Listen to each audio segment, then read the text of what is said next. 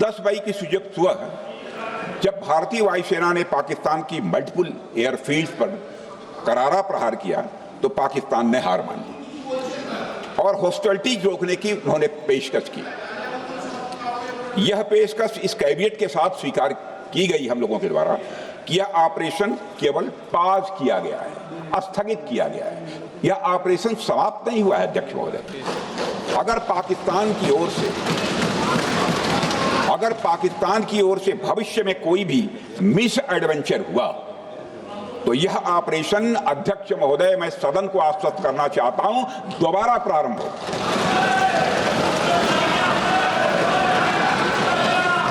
अध्यक्ष महोदय, भारतीय वायुसेना के जबरदस्त हमलों, नियंत्रण रेखा पर थल सेना की मजबूत जवाबी कार्रवाई और नौसेना के हमलों के डर ने पाकिस्तान को झुकने के लिए मजबूर कर दिया।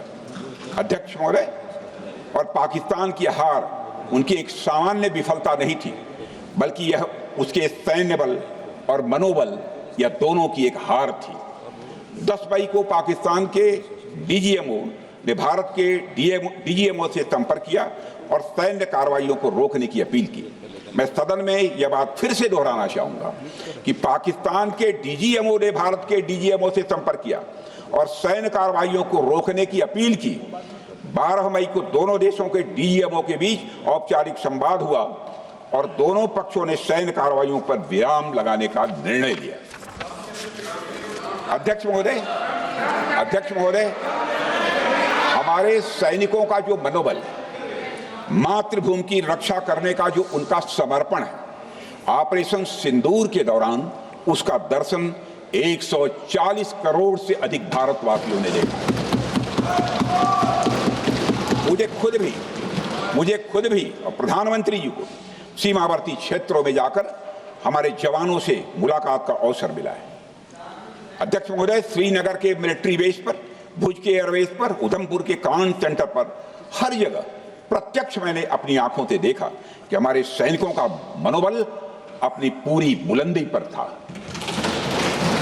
उनकी आंखों में विश्वास है और उनका संकल्प अडिग है।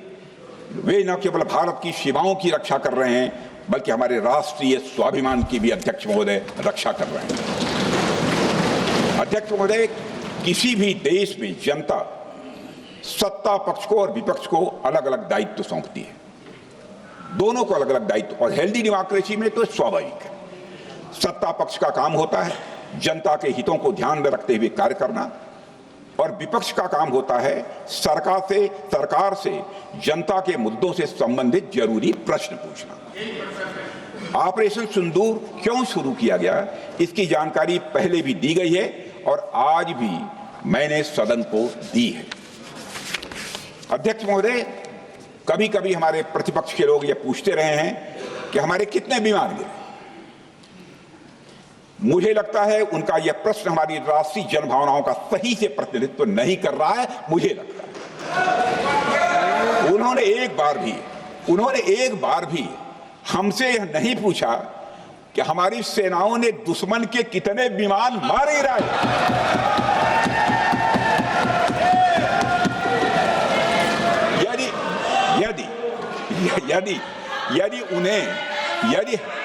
यदि उन्हें प्रश्न पूछना ही है अध्यक्ष महोदय, तो उनका प्रश्न यह होना चाहिए, क्या भारत ने आतंकवादी ठिकानों को तबाह किया? तो उसका उत्तर है हाँ।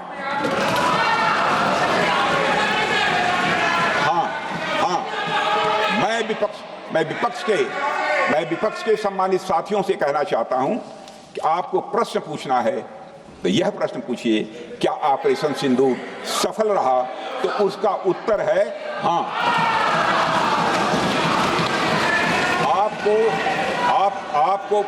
आपको प्रश्न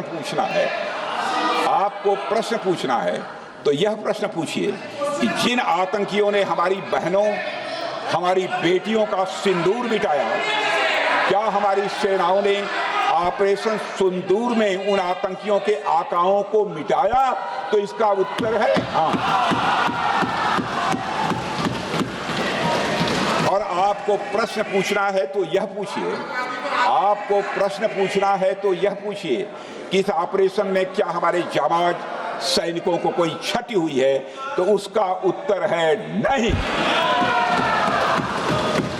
अध्यक्ष महोदय, लक्ष्य जब बड़े हो, अध्यक्ष महोदय, लक्ष्य जब बड़े हो तो अपेक्षाकृत छोटे मुद्दों पर हमारा ध्यान नहीं जाना चाहिए। लक्ष्य बड़े हों तो छोटे मुद्दों पर, अपेक्षाकृत जो छोटे मुद्दे होते हैं कंपैरेटिवली, उन पर ध्यान नहीं जाना चाहिए, क्योंकि छोटे मुद्दों पर ही ध्यान देते रहने से देश की सुरक्षा और सैनिकों के सम्मान और उत्साह जैसे बड़े मुद्दों से ध्यान हट सकता है, जैसा कि विपक्ष के हमारे कुछ साथियों के साथ हो रहा है। अब चूंकि विपक्ष के मित्र ऑपरेशन सिंदूर को लेकर उचित प्रश्न नहीं पूछ पा रहे हैं, तो उन्हें मैं क्या बताऊं अध्यक्ष महोदय। मैं लगभग 4 डिकेड से अधिक समय से राजनीति में, सत्ता पक्ष हो या विपक्ष हो, अपनी पार्टी हो या दूसरी पार्टी हो, कभी भी किसी के साथ दलगत राजनीति को मैंने शत्रुतापूर्ण तरीके से जिंदगी में नहीं देखा है मैंने अध्यक्ष महोदय। इसलिए आज अगर विपक्ष प्रश्न पूछने में असफल है, मैं विपक्ष को उनके इस काम में थोड़ी सी मदद करना चाहता हूं। अध्यक्ष महोदय, मैं विपक्ष के अपने सम्मानित साथियों से कहना चाहता हूं कि यदि आज हम लोग सत्ता पक्ष में हैं, तो ऐसा नहीं है कि हम हमेशा सत्ता पक्ष में ही रहेंगे। यह आवश्यक नहीं है, किसी के लिए आवश्यक नहीं। एक लंबा समय हमने विपक्ष का काम किया है, एक लंबा समय हमने सरकारों से सवाल पूछने में लगाया है। जनता ने जब हमें विपक्ष में रहने का दायित्व सौंपा था, तो हमने विपक्ष में रहकर विपक्ष की भूमिका को बड़े ही सकारात्मक तरीके से निभाया भी है। अध्यक्ष महोदय, विपक्ष में रहकर हमने कैसे प्रश्न पूछे, इसके कुछ उदाहरण मैं यहां रखना चाहता हूं। 1962 में अध्यक्ष महोदय, चीन के साथ हुए युद्ध में जब दुखद परिणाम आया, तो हमने उस समय की सरकार से यह पूछे थे, लेकिन वह प्रश्न यह था कि हमारे देश की धरती पर दूसरे देश का कब्जा कैसे हुआ। हमने यह प्रश्न पूछा था कि हमारी सेना और हमारी जनता अपमानित क्यों हुई। हमने यह प्रश्न पूछा था कि बड़ी संख्या में हमारे सैनिक हताहत कैसे हुए। हमने यह प्रश्न नहीं पूछा कि हमारे टैंक, हमारी मशीनें, हमारी बंदूकें क्यों ध्वस्त हो गई। यह प्रश्न हम लोगों ने नहीं पूछा। मशीनों और तोपों की चिंता न करके, मशीनों और तोपों की चिंता न करके अध्यक्ष महोदय, हमने देश की टेरिटरी की चिंता की, हमने देश के सैनिकों की। इसी तरह 71 के युद्ध में, 71 के युद्ध में जब हमने पाकिस्तान को सबक सिखाया, उस समय की सरकार को मैं बधाई देना चाहता हूं। हमने अपने राजनीतिक और सैन्य नेतृत्व की प्रशंसा की। हमने ये नहीं देखा कि किस दल की सरकार है, किस विचारधारा की सरकार है, इसकी चिंता नहीं की कभी। हमारे नेता अटल बिहारी वाजपेयी ने संसद में खड़े होकर उस समय के नेतृत्व की प्रशंसा की थी। हमने इस बात की खुशी जाहिर कि हमने अपने शत्रु को सबक सिखाया। हमने उस दौरान यह प्रश्न नहीं पूछा कि सबक सिखाने के दौरान में भारत के कितने प्लेन्स गिरे, भारत के कितने इक्विपमेंट्स बर्बाद हुए। यह प्रश्न अध्यक्ष महोदय उस समय भी हम लोगों ने नहीं पूछा।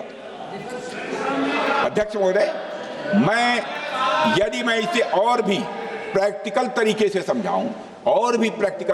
समझाऊं, तो किसी भी परीक्षा के परिणाम में रिजल्ट मैटर करता है। यदि किसी परीक्षा में कोई बच्चा अच्छे मार्क्स लेकर आ रहा है, तो हमारे लिए उसके मार्क्स मैटर करने चाहिए। हमें इस बात का ध्यान नहीं रखना चाहिए कि एग्जाम के दौरान उसकी पेंसिल टूट गई थी या उसकी पेन खो गई।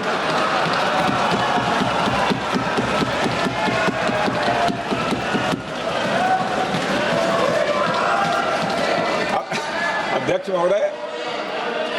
महोदय, अल्टीमेटली रिजल्ट मैटर करता है, और रिजल्ट यह है अध्यक्ष महोदय, अल्टीमेटली रिजल्ट मैटर करता है।